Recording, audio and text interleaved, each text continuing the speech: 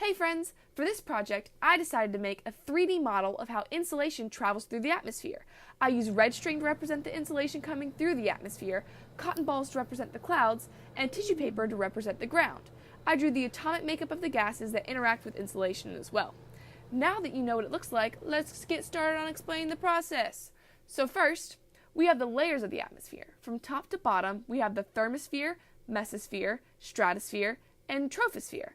Now, let's go and look what's going on in the thermosphere. In this layer, absorption and scattering occurs as shown by the model.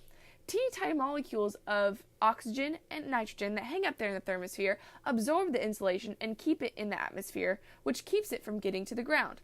This is part of the 20% of insulation that gets blocked by the atmosphere.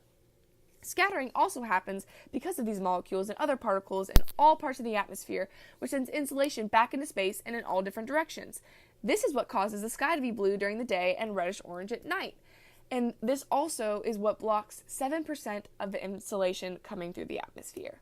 Now, if we mosey on down past the mesosphere, because there's not a whole bunch going on there, to the stratosphere, we find that there's some more absorption going on. The stratosphere is where the ozone layer is, which is full of, would you believe it, ozone. This absorbs a lot more insulation, which prevents a lot more insulation from getting to the ground, which again is part of the 20% that is blocked by absorption. And clouds that also contribute to the blocking of insulation. Clouds can do a lot of things, but what's important to us right now is that they reflect and absorb insulation. Depending on their albedo, which is how much light an object can reflect, clouds reflect about 20% of insulation. This is why the strings on the model are bouncing away from the clouds. Also, because of the good old H2O sitting in the clouds, clouds also absorb about 4% of insulation, which is why one of the strings stops at the cloud. Now, call me crazy, but I'm thinking more and more that my dream to walk on clouds can come true, because why can't they hold me if they can reflect and absorb light? Right? Well, anyways, congratulations, insulation, you made it to the ground. Well, you only 53% made it, and then 4% is reflected from the ground because of the ground's albedo, but fear not, because the insulation still heats the ground and makes us humans nice and toasty down here. Sometimes it's even used to power our houses.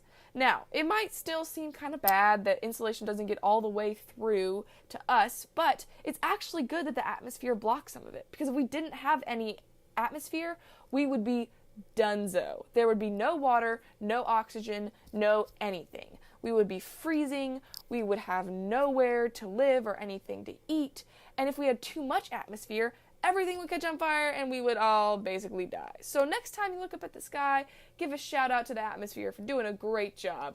Alright, that's all folks. Hope y'all have a great day.